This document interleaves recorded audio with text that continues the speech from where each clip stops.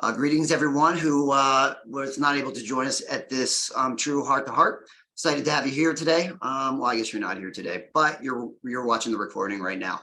So we're going to be chatting about all things EFL. We're going to start off. We did a quick poll to see what people wanted to talk about and or see in action. And the first thing that we were going to chat about was programming. And so to kick us off is Dr. Zielinski from Upstate Caring Partners. Take it away. Okay, so I'll share this video. It's kind of long. If you guys get bored of it, you can just tell me and I'll stop it. And I think you'll get the gist of it. But we did this little slime making event and recorded it and just tried to identify all of the essential skills or other meaningful skills that we embedded into it. So I think you can see my screen. And here we go. All right, Quinn. I have a job for you. Can I have those scissors? No, you don't want any number? Nope. I'm gonna put this on top. What am I reading? Just me and my dad? I'm gonna just put this right over here, okay? Just me. We're gonna and bring my the computer dad. to this side of the room and do a little job. We're gonna go right over there. Kool-Aid? You want some Kool-Aid? Okay. Why don't you go fill that with water and we will We went camping. Just me and my put dad. some of that stuff in Dad there. drove the car because I'm too little.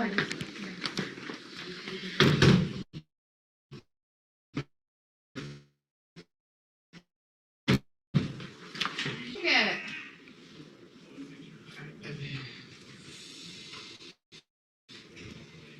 Thank you. Just one piece. Other kids were there too. One of the bigger kids had wires all Which over one do you her want to do feet. next? Mom said they were braces. I thought they were neat. I hope I would get pick one. braces. You go in. You want this one? Ready?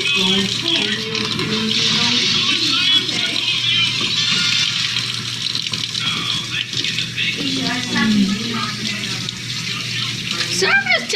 Good work!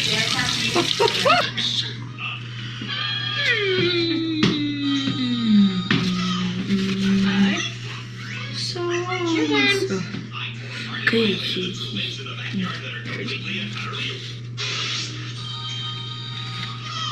Brooklyn, we can start getting our. Actually, you want to?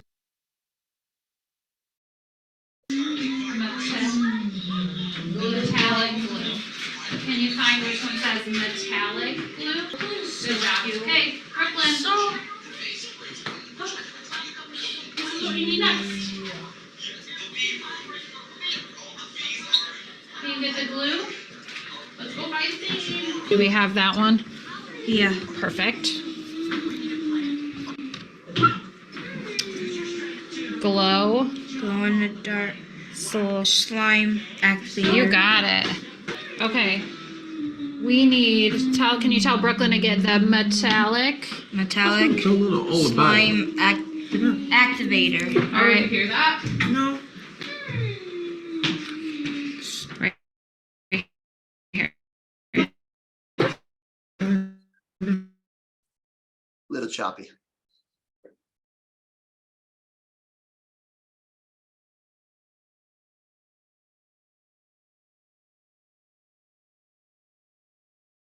Great. Okay, wait 1 second. Last pen to cut you to take it off. Alright. Put on the table. Good job. And we need this last one. Or you can give it to Lizzie. Have it, Brooklyn? Look, can you give it to Lizzie? Thank you. Good job. Last one. Alright, this is the last one. We're almost done. And then we ready to make our slime. This way. That's a big tattoo.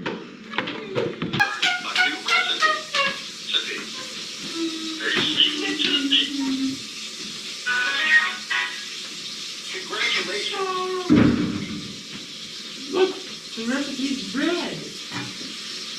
You gonna squeeze more in, Brooklyn? Do you want to do And start taking this off. either the blue one or the clear one?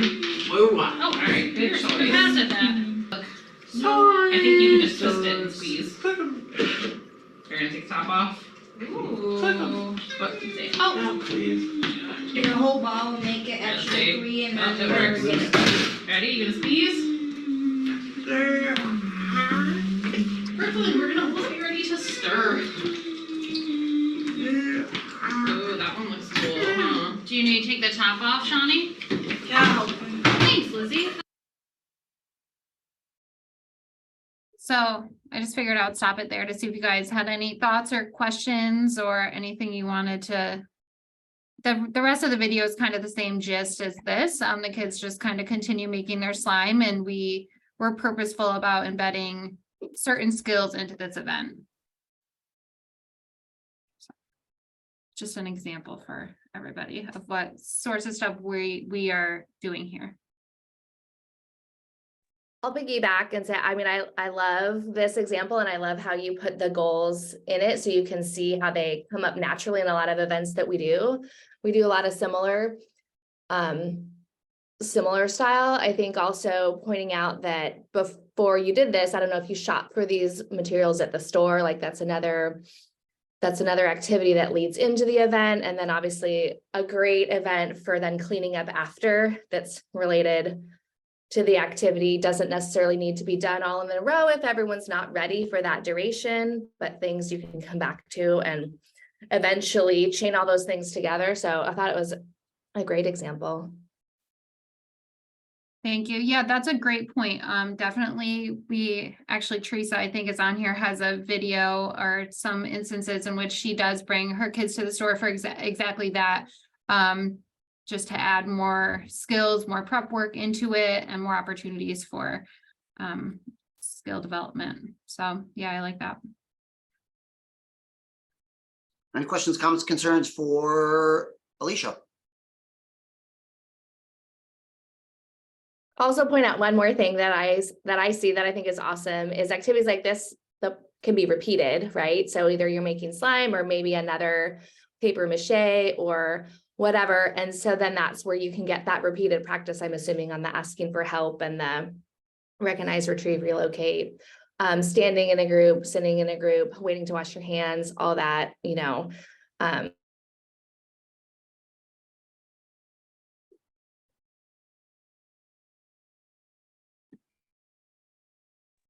curious, I'm sure everybody does it a little bit differently, but I'm curious, like, what is your method of, do you guys prefer to take the data like right afterwards? How do you guys work that with so many goals, right? Like that's kind of how we figure out to take the data at what point, either during the event or after the event. What is your guys' preferred method? Yeah, I think preferably we would take it during this video. We were purposely just like trying to show the skill, the embedding of the skill. So I think preferably we take it during, but I know it can get, I mean, as you can see, we had 2 staff with the 4 students. There's a lot going on. So it is sometimes challenging to take some data in the moment, but I'm going to open that up to other people to maybe say how they do it in their classrooms or programs, to see what works best for you guys, how you guys manage that.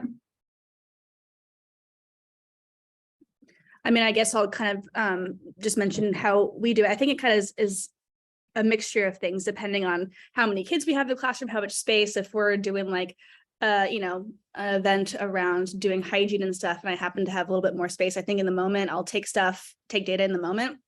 But I think a similar events like the one that you were just describing, I think as a group, you know, after we finish the event, the kids go and have like a little break or they're having a snack. And I think as staff, we sit together and we maybe talk through it and kind of, you know, we move amongst the kids too. So sometimes it's nice to sit with staff and kind of talk over, you know, the different data points right afterwards. So there's a lot of like meeting right after the event to talk through those things, if that makes sense.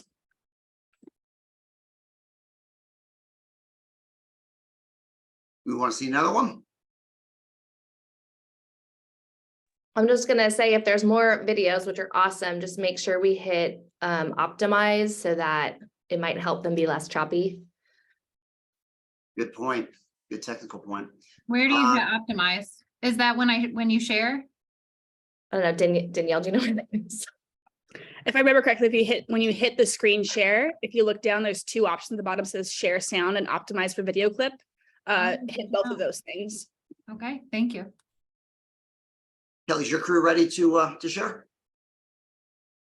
Yes, they sure are. So Christine and Valerie will be sharing today. Awesome. Hi. We'll get our screen going here. And we will optimize the video clip. As instructed. Yes. Okay. All right. Everyone see it okay? Yep. All right. And then where am I at? Sorry, just one second.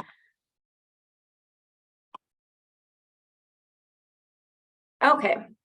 So Christine and I are behavior analysts for a couple of the classrooms and with some of our younger students. And so this is an example of how we work through our morning routine by building independence with students being able to like remove their coats and backpacks and put their belongings where they belong.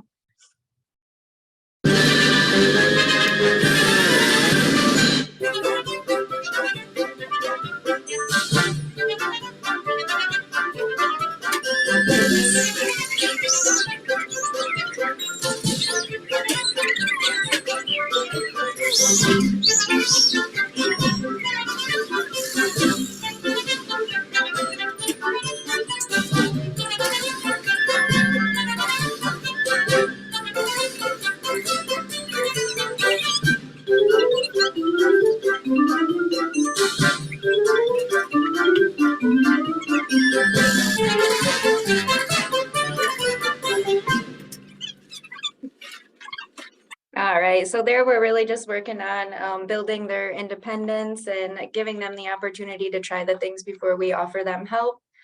And then after they get back into the classroom, the first half hour of their day, we use as leisure opportunities. So it gives the students opportunities to make requests, opportunities to build their leisure skills and play with different items before the day really gets started.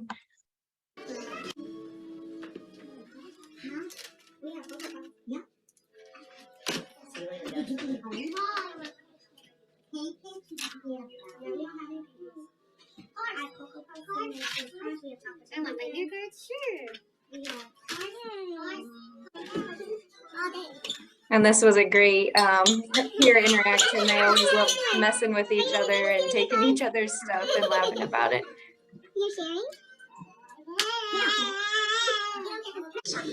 And so our students have different communication modalities depending on the learner.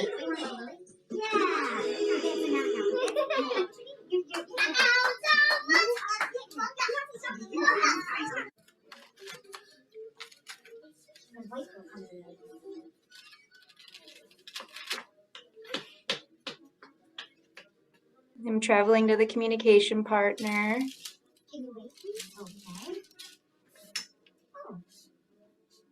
I want juice. Okay. What do you have it here? Okay. This stuff will get it for you. And then we work on relinquishing our preferred items before the day gets started and transitioning over to their morning meeting. And so that's our morning routine, and I'll let Christine go through some examples with the lunch routine. Yeah, so another thing we do a lot in some of our rooms is turn lunch into an event. It's a pretty easy one that's repetitive every single day, so they get good practice. For this classroom, they're working on a lot of the EFL skills in here, like completing consecutive tasks, coming to the staff when they're called, when they're directed to, so they can get the things that they need, and a little bit of that recognize and retrieve too. So this is them setting up for lunch routine and getting ready. And then partway through the video, the sound does cut out. I did it that way on purpose because it gets a little loud and you can't hear the staff. So you can kind of just see them directing them to get through the rest of their routine. Come get a placemat and we'll have a snack. You want a snack? Just one. Look at the table. Come on. Let's go get a placemat and we'll get a snack. Messiah. Come here, placemat. Come on. Let's go get a snack. Good job. Take at the table, please.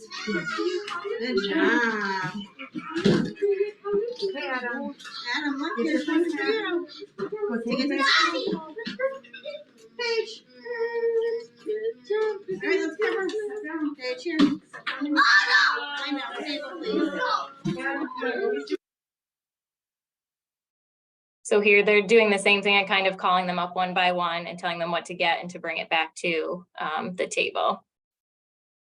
And then they have to set it down on their placemat where it goes, is the idea.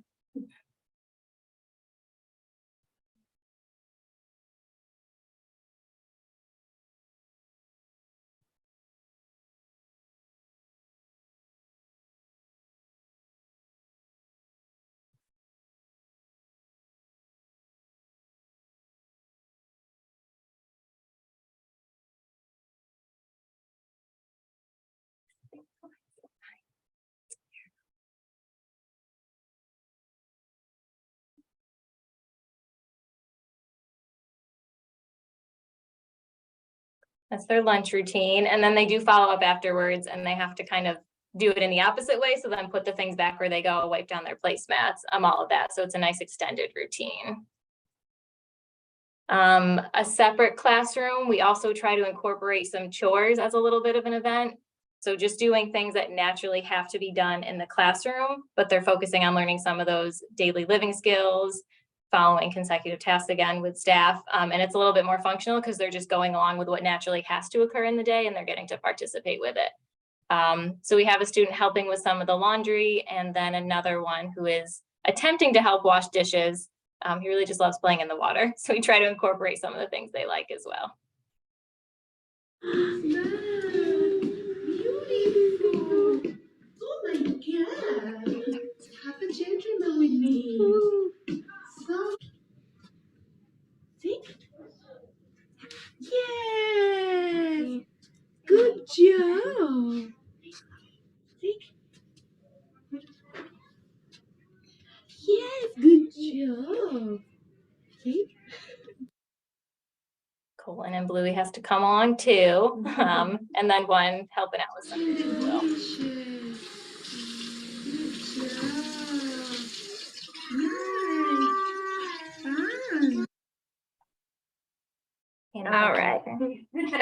And then we have one last example here of some more daily living skills that we work on. And I know in the poll, someone had mentioned like SBT with EFL. So this is actually some examples of using SBT to help the students develop and be able to tolerate and cooperate with some daily living skills, including some health and hygiene skills as well.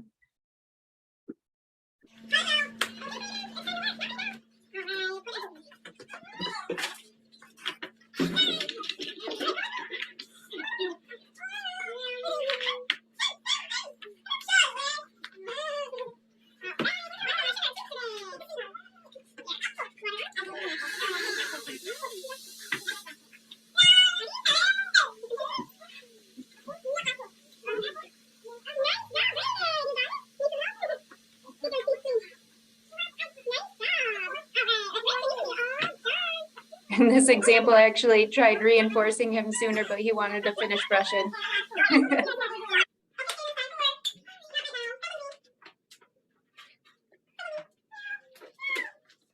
I'm working on cleaning our face, so that way we can use it in a more natural context of after lunch, being able to clean our face.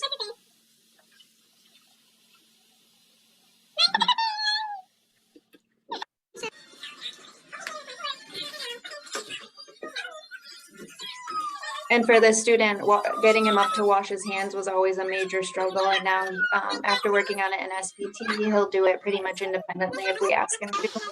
Same with getting up to go into the bathroom. And with SBT, we never make them go to the bathroom during a toileting branch, but we just get them in there doing like maybe some different things like, oh, just flush the toilet or, you know, just turn the light on or off. And now he's independently getting in there and using the bathroom for us. That's awesome. I love that. Love the videos. Wow. Any questions for Valerie or Christine? Or any points to make around other points? I think one of the things that was that Christine brought up was just embedding those events into naturally occurring activities during the day. That was the advice that Pat gave us from the beginning around it. And so we've been looking at our looking at our transitions in the morning and at the end of the day, as well as our lunch periods, are ways that we can focus on building up some of those routines because they're naturally occurring. Anyone else have anything that they've focused on with EFL as far as how to pick events that you will focus on or when you're getting started? Hey, Eric, can I highlight something that like Valerie did there real quick? I think you can. When she's teaching the bathroom skills there,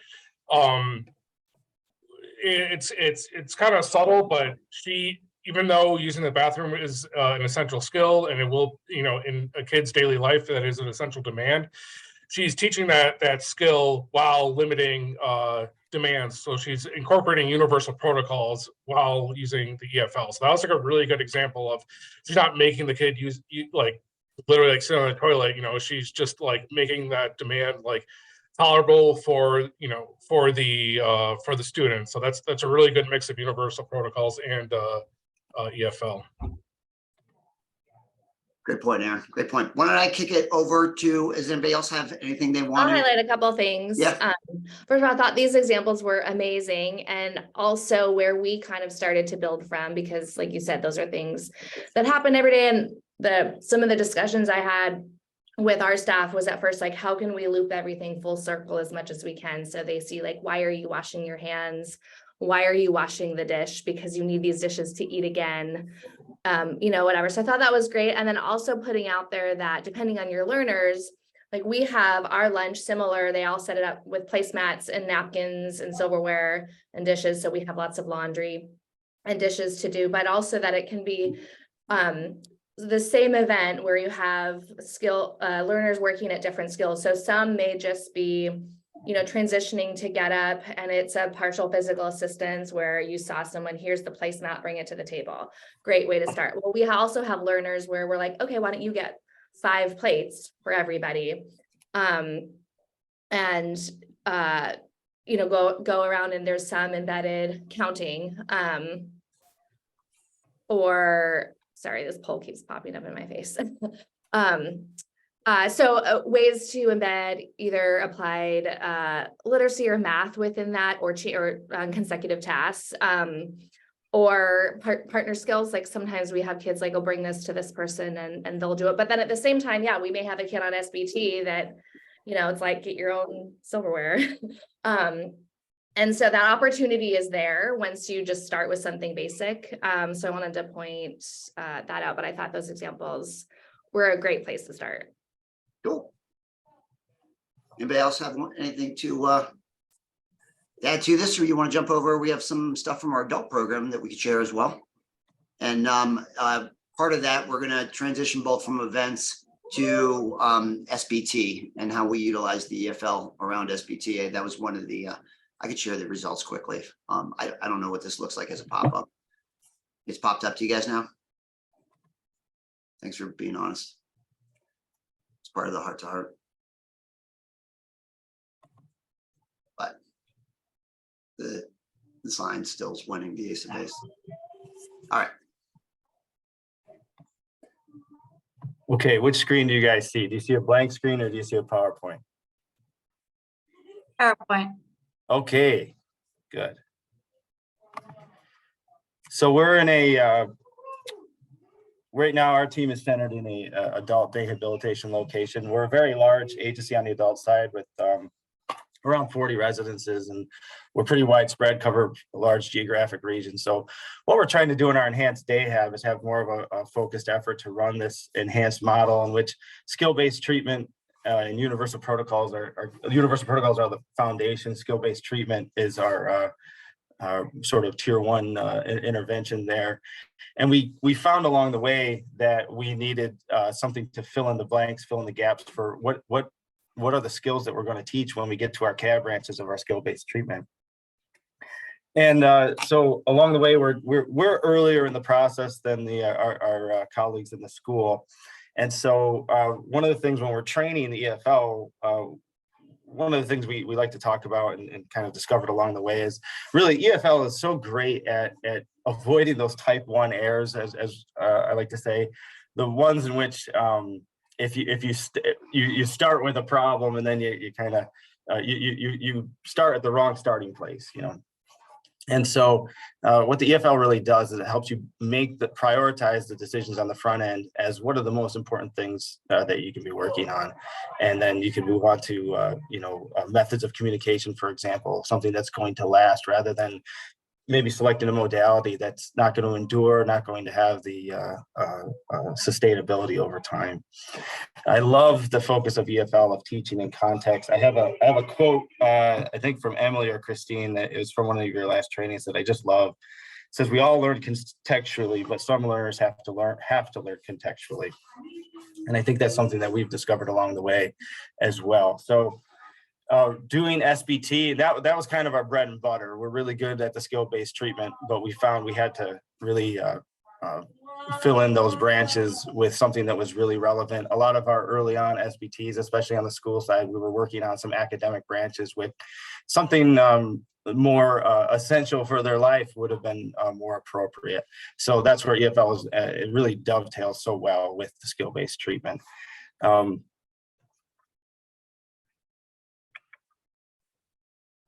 One of the things I like to show is, here's an example of the essential 8. I know it's necessary 9 now with leisure skills, but you can see here's the classic tree of the skill-based treatment. And we have across, I have the essential 8, so you can see how it dovetails so well. Some learners, you're gonna be working on eggshells. You'll save those really hot eggshells, mixing my metaphors there, until like later a CAB 6 challenge. And then some learners, you're working on those eggshells right along the way.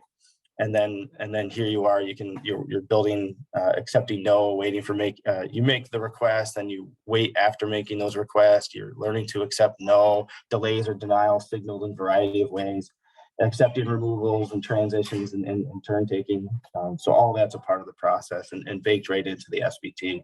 What we find is some learners need that full SBT and some learners need that like spirit of the SBT, and EFL maps right onto that. So I know Christina and Emily have talked quite a bit about that as well, about how these things go together. So for us, I know I'm going to pivot to Aaron Manzer, one of my colleagues, in 1 minute. And he's got some really cool slides and one kind of case example of how SBT and EFL really work so well together.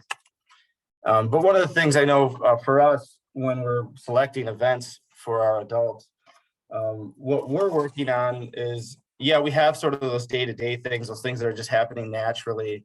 But we also really want people excited to be coming to our day hab. It was a hard transition coming out of COVID. Many people were staying at home. And so to come to a day hab site again, that was for some a very difficult transition. So we're really working on making it a fun place to be. So we wanted these like high probability engagement type events, but also things that are going to translate into some real world experiences for them. So everything you see here in these pictures, some of them are obviously really fun events, like making popcorn, which is part of a movie watching event that we try to run like once or twice a week here at the Day Hab, especially on Fridays. And so there's so many opportunities to embed sharing and turn taking and listener responding, triple R, recognize, retrieve, relocate, manding for missing items and those types of things, just indicating interest. And you can see in all of these opportunities, everything, all of these pictures are things that the people we support here at the Day Hab have requested to participate in. So that car cleaning event, that man in the picture there who's got that wonderful smile loves cleaning cars, but his peers are also coming along and participating in the process. So just think of those high probability events.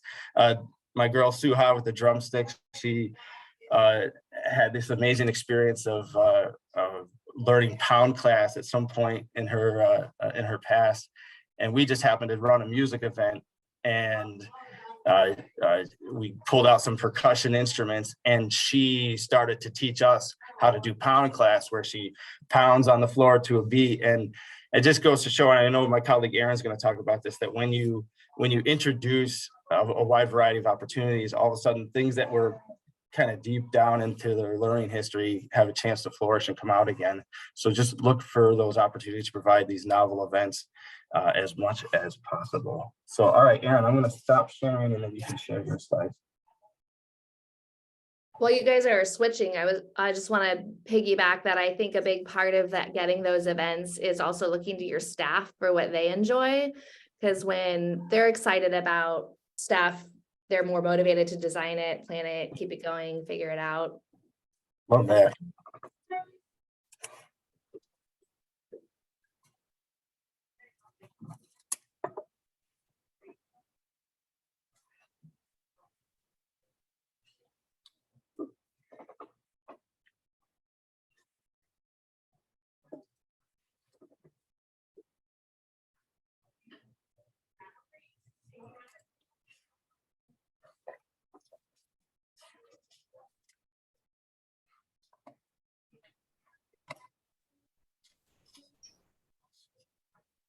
Okay, so here we go.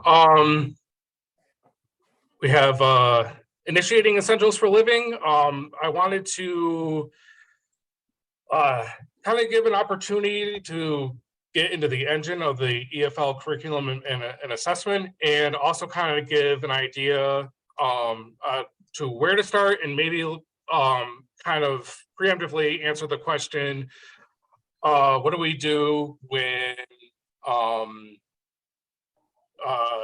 like a person doesn't have a lot of things that they do?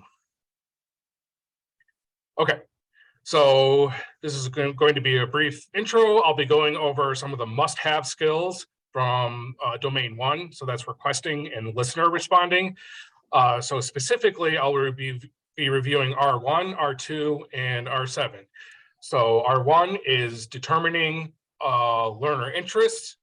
R2 is indicating interests in items and activities. And then R7 is requesting highly preferred items and activities. Okay, so this is when you get into the curriculum and assessment, you'll bring up your learner and it'll help you start mapping out some of these skill deficits. Okay, so determining interests. So this is step 1 is building trust with your learners. So this is about spending quality time with your clients.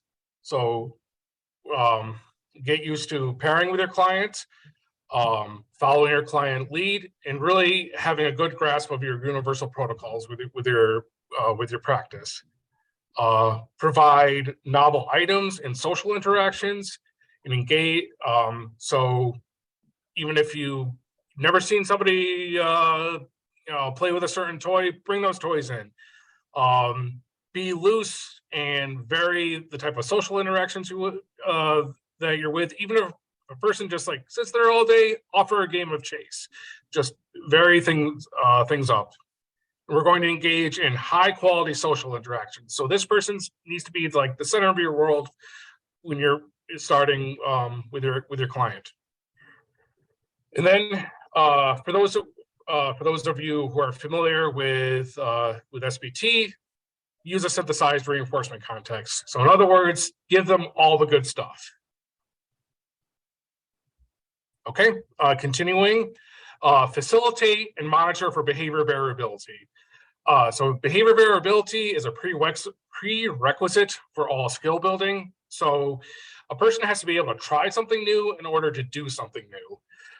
Provide items and activities that are likely to preferred, and then again, going back, play and interact in different ways with different items, and see how the client or the learner allocates their time. So in this example, my learner here spends about 90% of his day drawing and watching YouTube. That's kind of his baseline allocation of his time. I made him kind of like the center of my world, and offered all these different types of like social interactions. And one day he found a blanket randomly and pretended to be a ghost and followed me yelling boo. And it was an awesome fun time. So that was a really good example of just using that pairing to see what kind of things this person prefers. Okay. So indicating interest. Now that we've determined the person's interest, we're going to assess for indicating interest. So after pairing with your client, they'll have some variability and can now show interest in items and activities. So this is the very first skill in the EFL curriculum, and is indeed an essential skill. So a lot of people will have learners who just like, this person doesn't do anything. So pair with them and then see what interest they, that they're indicating. And how do we do that? Assess, do they approach items?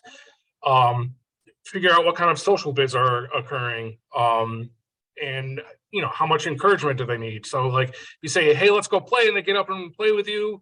Okay, obviously they're interested in interacting with you. Are they smiling or making happy noises? And is there spontaneity? So once you have interests, once they show indication of interest, we could go on to the next skill, making a request. So they're having some sort of indication behavior, and once you're there, you could start teaching requests. In this video clip, I'm teaching an omnibus man, which is just a request to have all the good things. I'll show that really quick.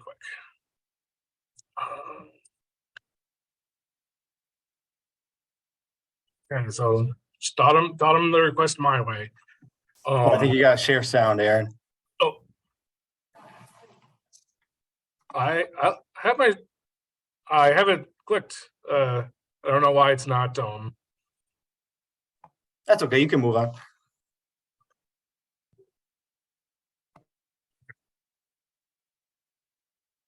Okay.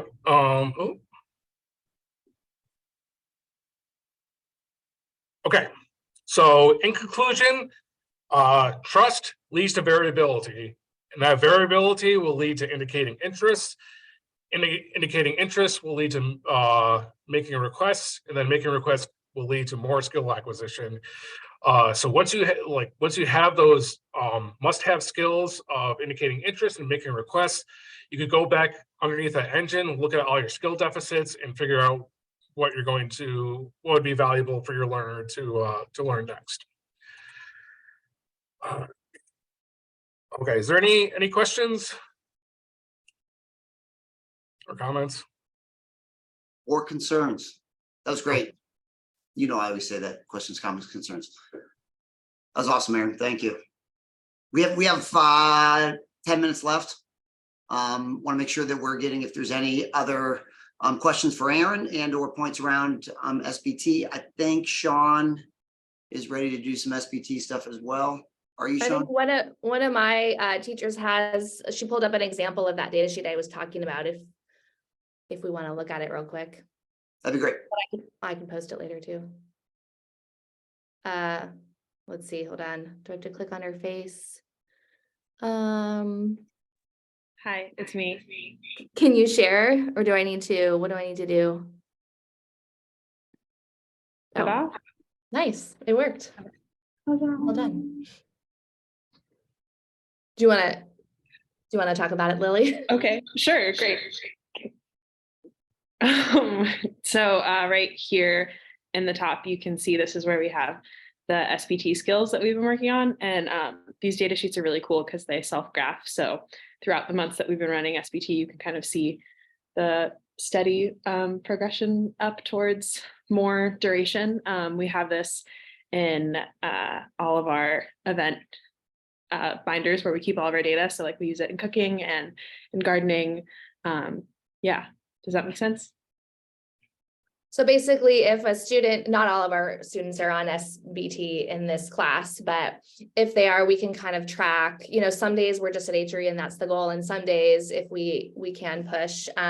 So sometimes we use this in combination with SBT graphing. And sometimes if it's like we're out at the garden and we don't have all of our clipboards and we just know kind of where a kid's at and we're doing some FCRs, we're doing some TRs, and then we're like, okay, well, I think we can hit a CAB 3. And we do that so that then if we're able to do that, we can track the other info below. And then also we're a group-based environment. So if we're running SBT, it's in a group, and usually it's in a blended place where some of the kids are like more green on the BHI. So the cab can be happening. And then some other staff allows the targets the SBT kids. And then thinking about like a roaming SBT. So like it's our boundary is like it's you need to be with the class. We're at the garden. You can be here, but you can have your way over there. So there's some boundaries that we have to put in place just because we're in a group environment, but hopefully that's helpful. Cool. All right, I'm gonna throw it over to Sean Badger, who's got another quick. He doesn't. It's not SBT. It's just another event. Not just another event. It's Sean's event. That's great. Okay. Hello, everybody. So can you guys see my screen? And we can hear you. Yep.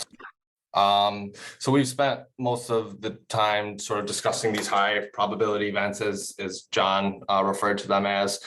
So we certainly try to encourage these events throughout the day, you know, things that are going to be occurring every day, but we also like to encourage these sort of more grandiose events that sort of take weeks to accumulate and come up with that permanent product. So I have an example of one of our classrooms that decided to make bird feeders so that they could care for the bird feeders throughout the spring and into the summer. We really like to encourage these because not only do things kind of get stale sometimes in the classrooms and a bit redundant, obviously, right? But it really just gives our learners increased opportunities in the community and outside to do more novel events and other things to sort of spice up their classroom routine and day. So as I stated, this is just a quick example of one of our classrooms going to the grocery store. And this classroom in particular goes on quite a bit of community outings. So we've probed for these skills in the past, right? We weren't just kind of hoping and praying that they were going to do well in the community. These are all students that have shown success in the community previously or historically. So we knew that this would be a good opportunity for them to get out and showcase the various skills that they do have. So some really super quick videos. This is one of our learners, struggles a bit more with more enhanced instruction. So really we have her just focusing on staying with the group and responding in single step tasks.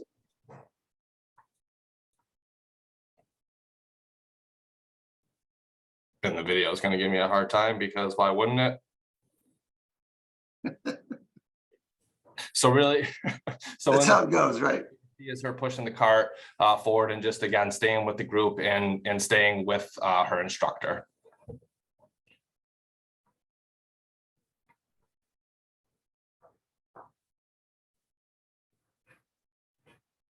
Another excellent example, this young man is working on some recognize, retrieve, and relocate. We gave him a simple set of instructions to find the bird seed. He was able to do that. We're also working on some PT goals in which he has to reach up and put down. So some good things there. I'm going to skip over some of these just because we have student names in these. And then these are some just pretty cool pictures of some permanent products that we came up with.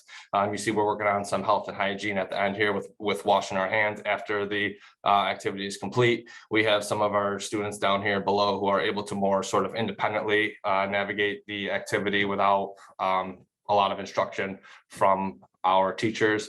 And then we have a nice group picture of sort of all the peers and instructors working together and in sort of a bigger group.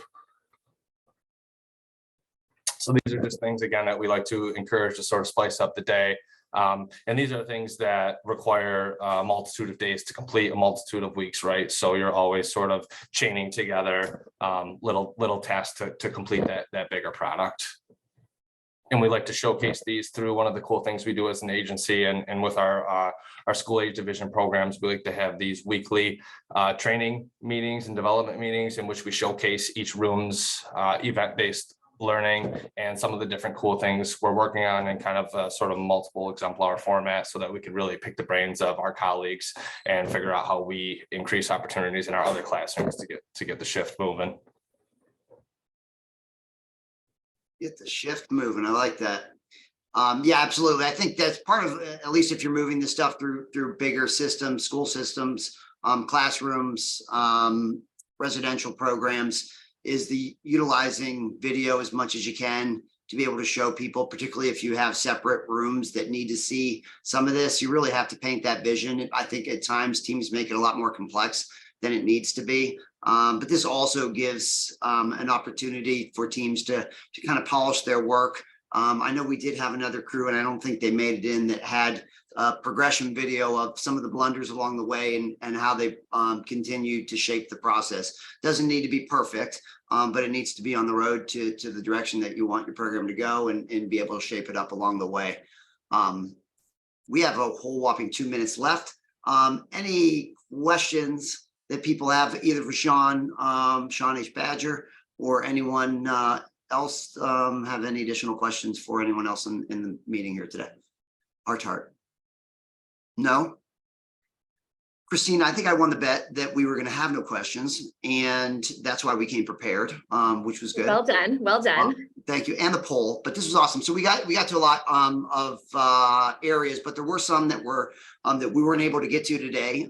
Maybe what we could do is look at doing this like a quarterly or something, and get people in if they're able to get into this into the event, to the Heart to Heart, and just showcase some of the stuff. It'd be great if others are interested in showing us some of their work. I think we could benefit a lot from what other people are doing related to the EFL.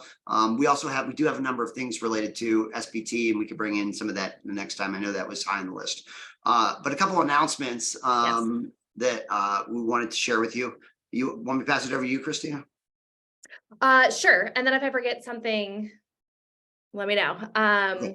So a couple of things, we've been working on an EFL training hub, which is basically going to be linked eventually to the main EFL site, but it will be a place where everybody can go, where hopefully everything is all in one place. So free videos, podcasts, any paid on-demand courses or upcoming events, including if, for example, Emily and I are going to put together a 3-part webinar series on event-based teaching.